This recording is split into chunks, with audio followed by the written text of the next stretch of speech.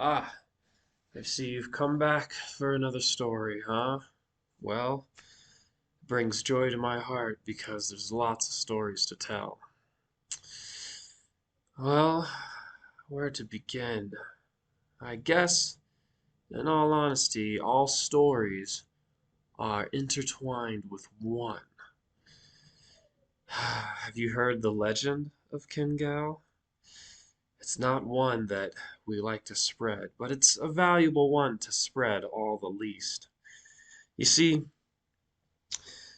there had been thousands of years of peace.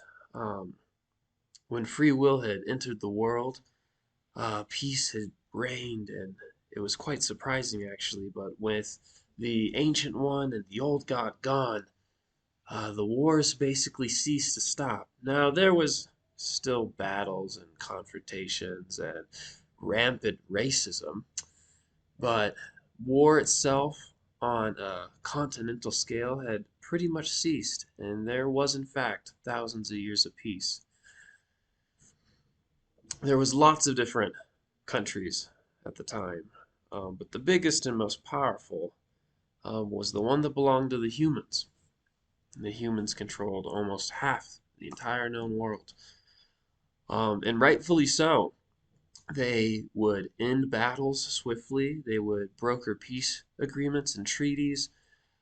They would share their wealth and prosperity with all the other nations. They were truly a shining beacon of light, of hope and peace throughout all the land. A long time passed, and there was a prince, and this prince was having his 18th birthday. The king was so happy. Unfortunately, the mother had died during childbirth, but the king was so happy.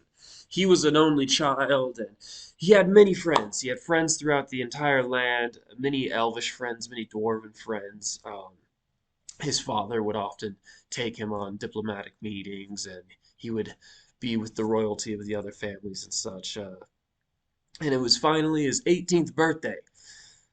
And on his 18th birthday, the king decided that he was going to summon all the royalty in all the land, the wisest, the strongest, the most powerful people, the leaders of everyone throughout the entire land to come to his private courtyard and to celebrate his son's 18th birthday. They came from all over the world. It was a time of great love and joy and peace and celebration. All the elves and their families and their children came, and all the dwarves and their families and their children came, and all the halflings and their families and their children came. Um, Now, unfortunately, there were some races that weren't invited, um, but as the story goes, that honestly was probably for the best for them, because this ended up not being the party you'd want to be at. Because while they were at this party, the Fire Nation attacked. Ah, it's a joke. It did not attack. At least, not in the way you think, and not yet. You see, this story actually started tens of thousands of years ago, thousands of years ago, with Kingal. You see, when the Ancient One and the Old God used their powers to create him so that he could be the janitor for the world, um, when his purpose was done, when the war was done, he was banished, never to be seen again. The Ancient One and the Old God said, "Thank you very much for your job, and you can leave now, forever." Wham, bam, thank you, ma'am. And he was banished, never to be seen again. Well, back to the party, the celebration of the prince and his 18th birthday party, a celebration of joy and wonder and awe. And then the unthinkable happened. That concentration of heroes, so many smart people, so many strong people, so many wise people, so many leaders, all of the continent's very strongest people in the same area. You would think that this story would be one of a terrorist attack or one where a lesser known race would make its move, but no, no, something far worse. That concentrated energy was just enough for Kingal to be able to pick up the signal of our world, for him to be able to hone in on a place and a time.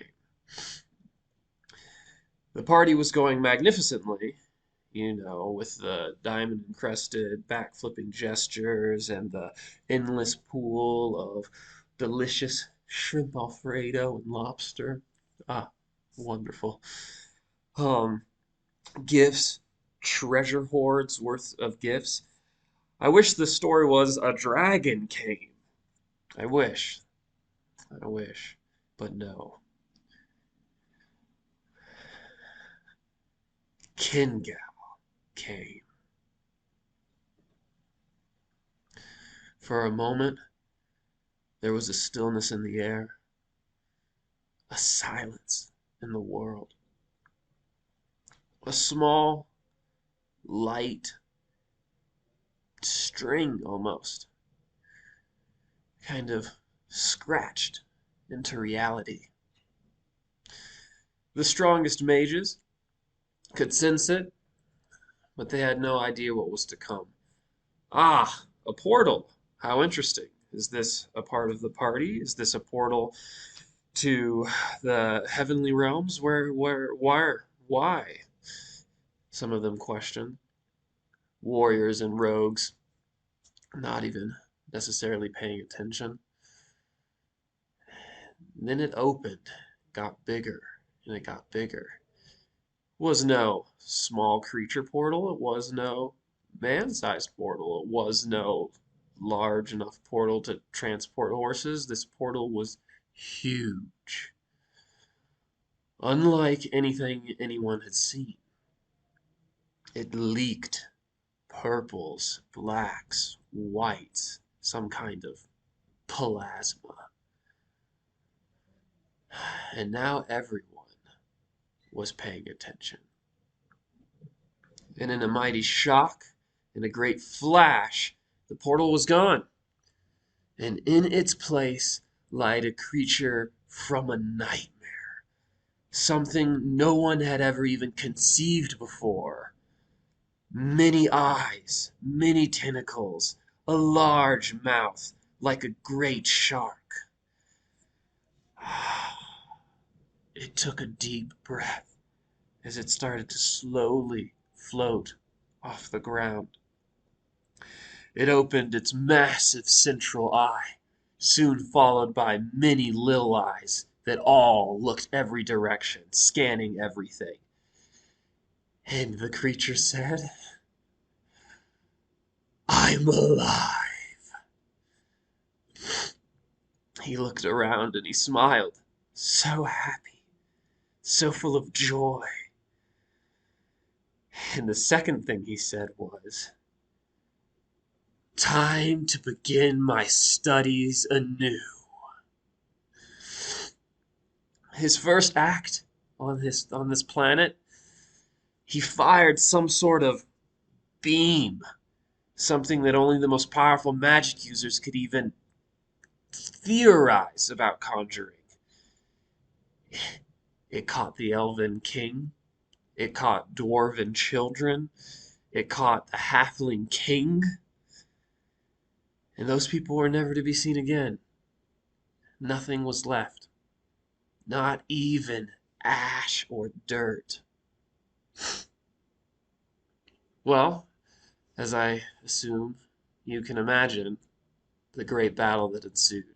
The human king drawing his great lance, an army of dwarves set to defend, the world's finest royal guards, all at the ready to defend the prince, the most powerful magic users casting their spells like lightning, rogues falling from the sky, doing everything in their power to stab eyes, warriors keeping its attention away from the children. Almost everyone died.